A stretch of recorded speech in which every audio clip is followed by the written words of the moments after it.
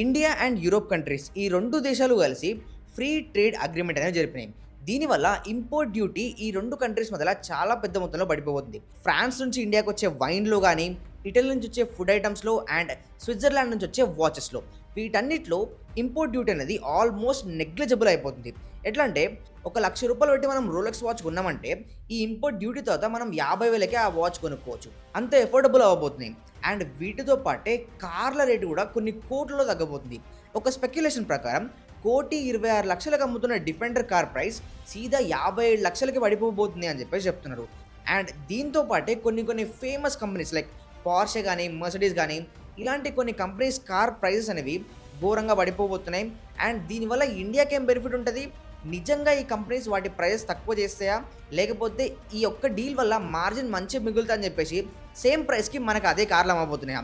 వీటన్నిటి గురించి డీటెయిల్డ్‌గా ఈ వీడియోలో డిస్కస్ చేద్దాం. వీడియో కంప్లీట్‌గా చూస్తే మనకి బాగా నచ్చే కార్స్‌ల రేట్ ఎంతవరకు తగ్గబోతున్నాయి అండ్ ఎలా తగ్గించబోతున్నారో డీటెయిల్‌గా మీకు అర్థమైపోతుంది. Let's start the video. India and Europe మధ్యలో ఈ ఫ్రీ ట్రేడ్ జరగాలి అని చెప్పేసి ఇప్పటి నుండి కాదు, ఈవెన్ 1991 నుంచే డిస్కషన్ జరుగుతున్నాయి. ఇండియాలో లిబరలైజేషన్ జరిగింది అండ్ యూరోప్ కంట్రీ ఇండియాలోకి రావడం కూడా స్టార్ట్ అయింది. బట్ ఆ టైంలో ఇండియా అంత డెవలప్డ్ కాదు కాబట్టి కొంచెం ఇబ్బందులు అనేవి ఫేస్ చేస్తూ వచ్చింది. అలా 1994 వచ్చేసరికి ఈ 2 దేశాలు కలిపి ఒక కార్పొరేట్ అగ్రిమెంట్ అనేది సైన్ చేసినాయి. ఈ యొక్క డీల్ వల్ల ఏం జరిగిందంటే ఈ 2 దేశాలు కలిసి మనం బెటర్గా అగ్రిమెంట్ చేసుకుందాం అండ్ యునైటెడ్ నేషన్ అండర్లో ఇండియాని ఒక ఫేవర్ నేషన్లా పోర్ట్రే చేయడం కోసం ఈ కాంట్రాక్ట్ అనేది పెట్టారు. అలా టైం గడుస్తూ 2004 వచ్చేసరికి యూరోపియన్ యూనియన్కి ఇండియా లార్జెస్ట్ ట్రేడ్ పార్ట్నర్ అయిపోతుంది. వాళ్ళ దేశం నుంచి మన ఇండియాకి వచ్చే ఐటమ్స్లో మనం 22.4% ఇంపోర్ట్ చేసుకుంటున్నాం. అండ్ మన దేశం నుంచి వాళ్ళ దేశానికి వెళ్ళే వాటిలో నెగ్లిజిబుల్ 0.9% మాత్రమే వాళ్ళు మన ఐటమ్స్ కొనుక్కుంటూ ఉన్నారు.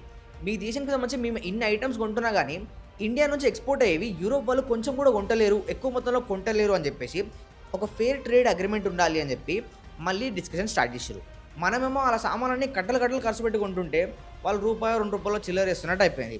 2007లో 2 కంట్రీస్ మధ్యలో బ్రాడ్ బేస్డ్ ట్రేడ్ అగ్రిమెంట్ అనేది జరిగింది. ఈ అగ్రిమెంట్లో goods, services, industries and IPs వీటన్నిటిలో ఫేవరబుల్గా 2 దేశాలు బెనిఫిట్ అయ్యే విధంగా ఉండాలని చెప్పేసి మాట్లాడుకున్నారు. అండ్ ఇండియన్ మార్కెట్ని యూరోప్ వాళ్ళ కోసం ఓపెన్ చేయడం, యూరోపియన్ కంట్రీస్ వాళ్ళ మార్కెట్ మనం ఓపెన్ చేయడం లాంటివి ఇందులో డిస్కస్ చేశారు. బట్ ఈ ట్రేడ్ తర్వాతనే అసలు లఫడా తయారైంది. ఏంటంటే యూరోప్ కంట్రీ వాళ్ళు చాలా పెద్ద మొత్తంలో కార్స్ తయారు చేస్తుంటారు. జబర్దస్త్ కార్స్ అనే వాళ్ళ దగ్గర కలెక్షన్ ఉంది. సో దీని అంతా ఇండియాలో సెల్ చేయాలని చెప్పేసి వాళ్ళు ప్లాన్ చేస్తున్నారు. దీంతో పాటే వైన్ కూడా అమ్ముదామని చూస్తున్నారు. బట్ ఇండియా ఏమన్నదంటే ఇండియా ఇప్పుడిప్పుడే గ్రో అవుతున్న కంట్రీ, మీ అంత అడ్వాన్స్ కార్స్ మా దగ్గర లేవు, బట్ మీరు ఇక్కడ సెల్ చేస్తూ ఉంటే ఈ మార్కెట్ గ్రో కాదు. ప్రాపర్ ఇప్పుడు ప్రజెంట్ మహీంద్రా అండ్ టాటా ఎలా అయితే వేరే ఫారిన్ కార్స్కి పోటీ ఇస్తుందో ఆ విధంగా అప్పుడు సిచ్యువేషన్స్ లేవు కాబట్టి ఈ ట్రేడ్కి మేము ఒప్పుకోమని చెప్పేసి ఇండియా అనేసింది. దాని తర్వాత Indian IT companies like HCl కానీ, టీసీఎస్ కానీ, ఇన్ఫోసిస్, టెక్ మహీంద్రా, విప్రో ఈ కంపెనీస్ అన్నీ కలిసి యూరోప్ కంట్రీ వాళ్ళ దగ్గరికి వెళ్ళి మీకోసం మేము సాఫ్ట్వేర్ ప్రాజెక్ట్స్ డెవలప్ చేస్తాం, బట్ మీ దేశంలో ఉండే డేటా అడిక్వసీ స్టేటస్ మాకు ఇవ్వాలి అని చెప్పేసి మన వాళ్ళు అడిగారు. దీనివల్ల యూరోప్ కంట్రీ వాళ్ళకి సంబంధించిన కొన్ని ఇంపార్టెంట్ డేటా అనేది పబ్లిక్ అయిపోతుంది, మన వాళ్ళకి తెలిసిపోతుంది, మనం కూడా వేరే డిఫరెంట్ ప్రాజెక్ట్స్ తయారు చేయగలుగుతాం. సో యూరోప్ కంట్రీ వాళ్ళు ఇలా మేము మా కంట్రీకి సంబంధించిన డేటాని వేరే వాళ్ళకి ఇవ్వము, మేము యాక్సెస్ ఇవ్వము అని చెప్పేసి వాళ్ళు కూడా క్యాన్సిల్ చేశారు. ఇండియా ఒక పరంగా క్యాన్సిల్ చేస్తే యూరోప్ కంట్రీ వాళ్ళు కూడా ఒక రీజన్ పెట్టుకొని ఈ రెండింటి మధ్య జరిగిన అగ్రిమెంట్ అనేది ప్రాపర్గా వర్కౌట్ అవ్వలేదు. బట్ ఇలా కొన్నేళ్ళు ఆగిన తర్వాత 2020లో మళ్ళీ ఈ దేశాలన్నీ కలిసి మనం ఫ్రీ ట్రేడ్ అగ్రిమెంట్ చేసుకుందామని చెప్పేసి డిస్కషన్ స్టార్ట్ చేశారు. అలా 2020 నుండి 2022 వరకు 3 ఏళ్ల పాటు 10 రౌండ్స్లో డిస్కషన్స్ జరిగినాయి. మొత్తం డిస్కషన్ అయిపోయిన తర్వాత కొన్ని విషయాల్లో మేము తగ్గుతాం, కొన్ని విషయాల్లో మీరు తగ్గండి అని చెప్పేసి ఒక డీల్కి ఫైనలైజ్ అయ్యారు. బట్ ఇక్కడనే బ్రాడ్ బేస్డ్ ట్రేడ్ అగ్రిమెంట్లో వాళ్ళు 3 విషయాల దగ్గర ఆగిపోయారు. అవేంటివంటే ఫస్ట్ది proof of origin. For example Europe country వాళ్ళు ఇండియా నుంచి మేము సామాన్లు కొనుక్కోవాలనుకుంటే మొత్తం కంప్లీట్గా అది మీ కంట్రీలోనే అసెంబుల్ అయ్యి మా దేశానికి రావాలి. అదే మీరు చైనా నుంచి పార్ట్స్ కొనుక్కొని మీ దేశంలో అతికిచ్చేసి మా దేశానికి అమ్ముతా అంటే కుదరదు అని చెప్పేసి ఫస్ట్ పాయింట్ రేజ్ చేశారు. రెండోది మార్కెట్ యాక్సెస్ గురించి. ఫర్ ఎగ్జాంపుల్ ఈ ట్రేడ్ జరిగిన తర్వాత యూరోప్ వాళ్ళు మా BMW కార్స్ అన్నింటినీ తక్కువ రేట్కే ఇండియాకి అమ్ముతాము అని చెప్పినప్పటికీ India majorly Mahindra, Tata company దగ్గరికి పోయి మీరు వాళ్ళకి పోటీ ఇచ్చినటువంటి కార్స్ తయారు చేయగలుగుతారా? ఇక్కడ అలాంటి కాంపిటీషన్ తేగలుగుతారా అని చెప్పేసి అడుగుతది గానీ, ఓకే మీరు తెచ్చేసేయండి ఇండియాలో మొత్తం మనం చూసుకుందాం అన్నట్టయితే చెప్తలేదు. ఎందుకంటే BMW లాంటి ప్రీమియం కార్ సెగ్మెంట్స్‌లో మన ఇండియన్ కార్ కంపెనీస్ ఇంకా వెళ్ళలేదు కాబట్టి ఇక్కడ మనకు కొంచెం ఇబ్బంది అయ్యే ఛాన్స్ ఉంటది. అందుకే ఈ మార్కెట్ యాక్సెస్ విషయంలో కూడా ఇండియా కొంచెం ఆలోచిస్తూ ఉంది. మూడోది కార్బన్ మ్యాండేట్స్ మీద. అయితే ఇండియాలో ఉండే స్టీల్ సెక్టర్‌లో యూరోప్ వాళ్ళతో కంపేర్ చేసుకుంటే మనం చాలా ఎక్కువ మొత్తంలో పొల్యూషన్ రిలీజ్ చేస్తాం. సో వాళ్ళేమంటున్నారంటే మీ దేశం నుంచి మేము స్టీల్ కొనుక్కోవాలంటే మా స్టాండర్డ్‌కి రీచ్ అయ్యే విధంగా మీరు పొల్యూషన్‌ని కంట్రోల్‌లో పెట్టుకోవాలి అని చెప్పేసి ఇలా కూడా రిక్వెస్ట్ చేస్తున్నారు. ఇలా మొత్తం డిస్కషన్‌లో అవి ఇవి అంతా నడిచేసి ఫైనల్లీ ఇండియా అగ్రీ చేస్తది. అండ్ యూరోప్ కంట్రీకి ఎక్స్పోర్ట్ చేయడం వల్ల 10% వరకు మనం డిస్కౌంట్ ఇస్తున్నట్టే.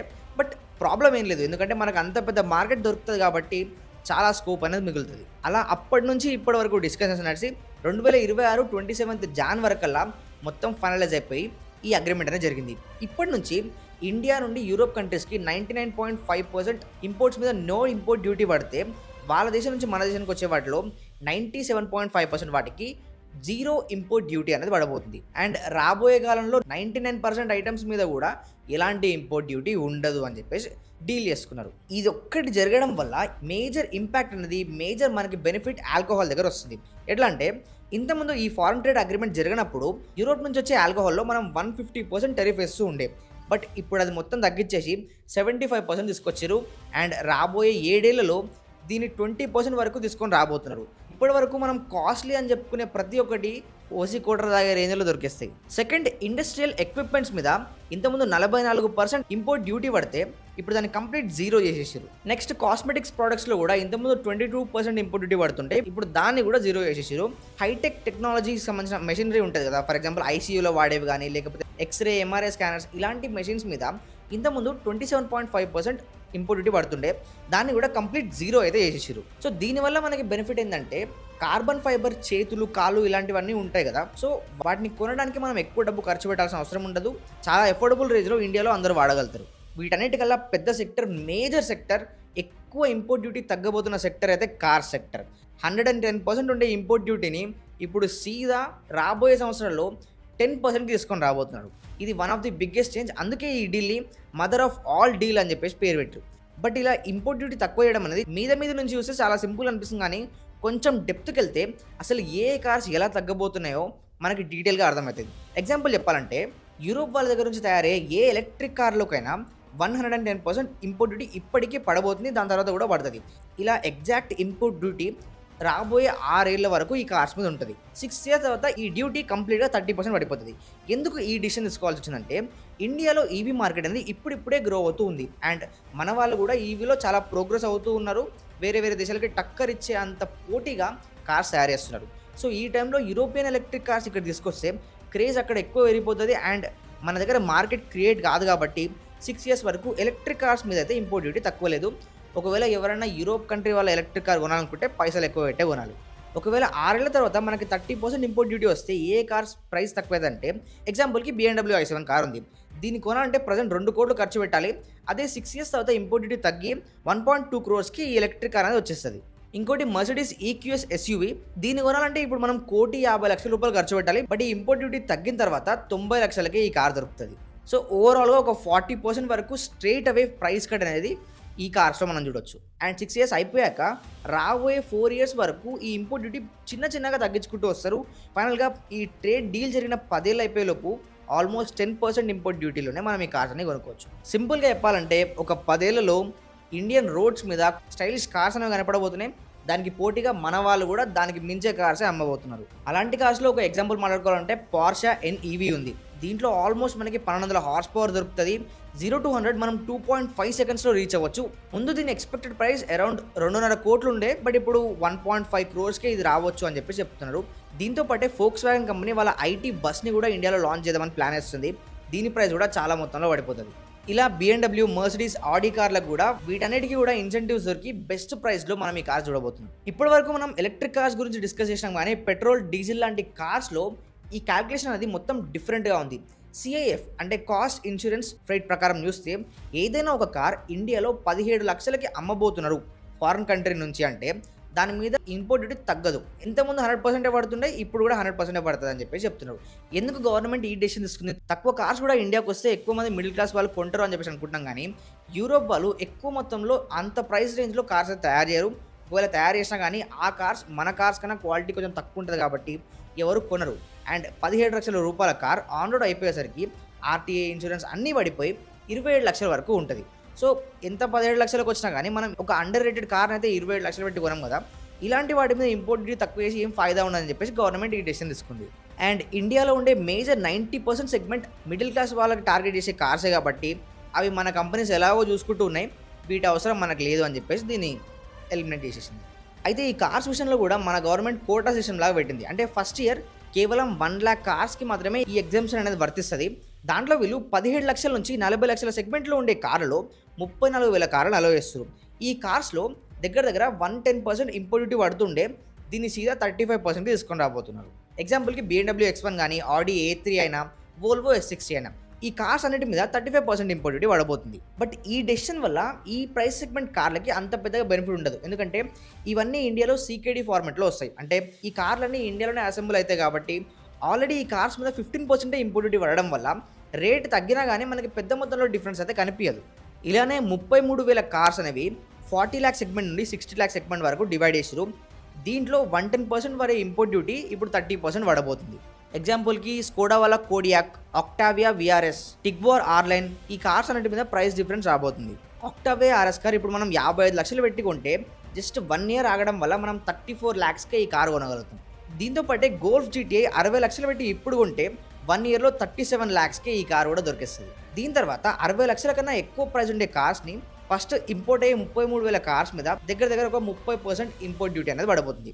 దీనివల్ల normal land rover defender car 1,26,00,000 మనకు పడితే అది సీదా తగ్గి 78,00,000కి పడిపోబోతుంది. ఇంకోటి నా favourite car G-Wagon G63 AMG 4.1 crores ఇప్పుడు పడితే ఒకవేళ ఈ ఇంపోర్ట్ డ్యూటీ అమలైన తర్వాత 2.7 crores దీన్ని కొనేసుకోవచ్చు. ఇంకోటి ల్యాంబోర్గిని రెవెల్టో ఈ ఒక్క కార్ ప్రైస్ 11 కోట్లు ఉంటే ఈ ఇంపోర్ట్ డ్యూటీ తర్వాత 7 కోట్లకి ఈ కార్ కొనొచ్చు. ఎవరైనా డిఫెండర్, మర్సిడీస్, ల్యాంబోర్గిని ఫ్యాన్స్ ఉంటే లైక్ చేయండి. అయితే ఈ 30% ఇంపోర్ట్ డ్యూటీ ఎప్పుడైతే పడుతుందో అప్పటి నుంచి ప్రతి సంవత్సరం ఇది 5% ఇంకా తగ్గిస్తూ వచ్చి ఆల్మోస్ట్ 5 ఏళ్ళు గడిచేలోపు 30% ఇంపోర్ట్ డ్యూటీ కూడా 10%కి తీసుకొని రాబోతున్నారు. సో దీనివల్ల రాబోయే 5 ఏళ్లలో ఇప్పుడు మనం చెప్పుకున్న కార్ ప్రైజెస్ ఇంకా ఎక్కువ తగ్గబోతుంది.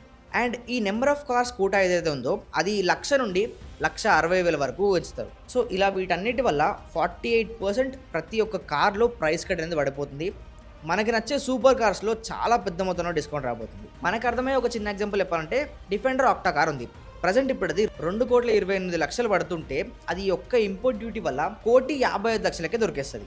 1,50,00,000కి ప్రజెంట్ ఇప్పుడు ఇండియాలో డిఫెండర్ V6 దొరకదు, ఆక్టా కార్ దొరకబోతుంది.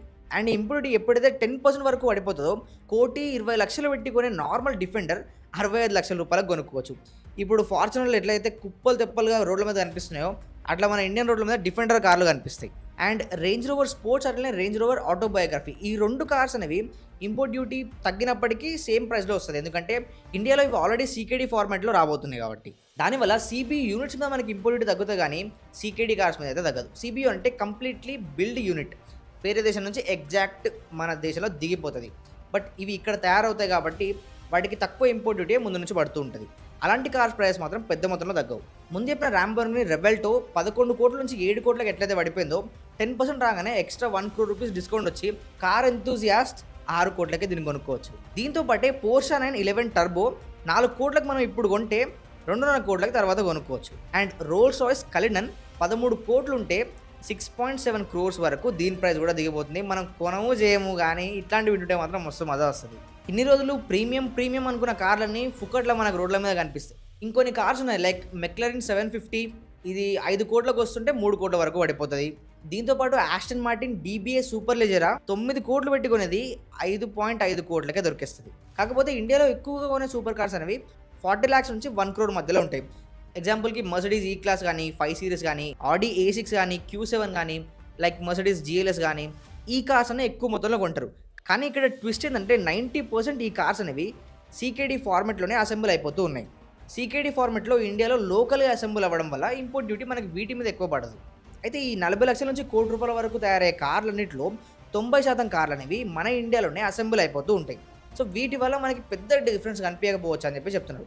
అయితే ఈ సీక్రెట్లో మేజర్గా 2 ఫార్మాట్స్ అనేవి ఉంటాయి. ఒకటి కంప్లీట్లీ నాక్‌డౌన్ యూనిట్. దీంట్లో కార్ బాడీతో పాటు ఇంజిన్ కూడా సెపరేట్ వస్తది. ఆ ఇంజిన్ మీద 16.5% వరకు ఇంపోర్ట్ డ్యూటీ పడుతది. అండ్ రెండోది సెమీ నాక్‌డౌన్ యూనిట్స్. అంటే మొత్తం ఇంజిన్ ఇంకా కార్ బాడీ 2 కలిపి రావడం వల్ల దీని మీద 35% ఇంపోర్ట్ డ్యూటీ అనేది పడుతది.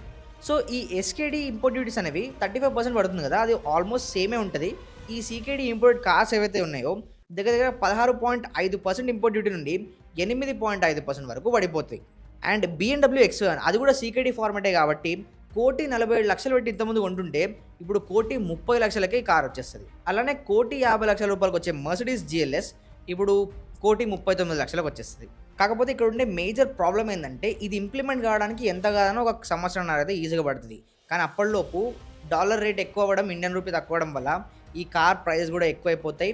అండ్ ఇప్పటి వరకు ఉన్న ఫేమస్ అండ్ లగ్జరీ కార్స్ ఏవైతే లాస్ మేకింగ్‌లో ఉన్నాయో అవన్నీ వాళ్ళ ప్రాఫిట్ మార్జిన్‌ని పెంచుకోవడం కోసం మన వరకు ఆ బెనిఫిట్స్ రాకుండా ముందే వాళ్ళు వాళ్ళ మార్జిన్స్ మీద ఫోకస్ చేసి ఇప్పుడు మనం ఏ ప్రైస్‌కి అయితే కార్స్ కొంటున్నామో అదే ప్రైస్‌కి అమ్ముతారు అని చెప్పేసి 90% మంది నమ్ముతున్నారు. అంటే ఒకవేళ గవర్నమెంట్ ఫ్రీ చేసినా కానీ మనకి మాత్రం అది ఫ్రీ కాదు. జస్ట్ కంపెనీ వాళ్ళకి బెనిఫిట్ అవుతుందని చెప్పేసి చెప్తున్నారు. అండ్ దీంట్లో కూడా బిడ్డింగ్ ప్రాసెస్ ఉంది. ఏ కార్ అయితే ముందొచ్చి మాకు ఇట్లా ఇన్ని కార్స్ బిడ్డింగ్‌లో తక్కువ చేయాలి అని చెప్పేసి చెప్పుకుంటారో వాళ్ళకి ముందు ఛాన్స్ ఇవ్వడం అండ్ మిగతా కార్స్ లేట్ రావడం వల్ల వాళ్ళకి సంబంధించిన ఎక్కువ కార్స్ మీద ఇంపోర్ట్ డ్యూటీ తక్కువ కాకపోవడం. సో ఇలాంటి లఫడాలు అన్నీ ఉన్నాయి. బట్ ఇంత కన్ఫ్యూజన్ మధ్యలో మనకి ఖుషి ఇచ్చే ఒకటే ఒక విషయం, మనకి నచ్చే కొన్ని కార్స్ తక్కువ ప్రైస్ కాబోతున్నాయి అంతే. మనం కొంటామో కొనమో విషయం తర్వాత కానీ ఈ కార్స్ ప్రైస్ తగ్గబోతుందనే హ్యాపీనెస్సే మస్తు అనిపిస్తుంది. సో ఇది ఫ్రెండ్స్ వీడియో ఇన్ఫర్మేటివ్గా అనిపిస్తే వీడియోని లైక్ చేయండి, షేర్ చేయండి. మీకు ఈ ఇంపోర్ట్ డ్యూటీ వల్ల ఏ కార్ ప్రైస్ తగ్గితే బాగుంటుంది అని అనిపిస్తుందో ఆ కార్స్ని కామెంట్ చేయండి. ఇలాంటి వీడియోస్ కోసం వీడియోని లైక్ చేయండి, షేర్ చేసి సబ్స్క్రైబ్ చేసుకొని ఆ బెల్ ఐకాన్ క్లిక్ చేస్తే రెగ్యులర్గా వీడియోస్ వస్తూ ఉంటాయి. వాటి నోటిఫికేషన్స్ కూడా ఎక్కడికి పోవు. See you in the next video and thank you for watching. This is Sai Vardhan signing of.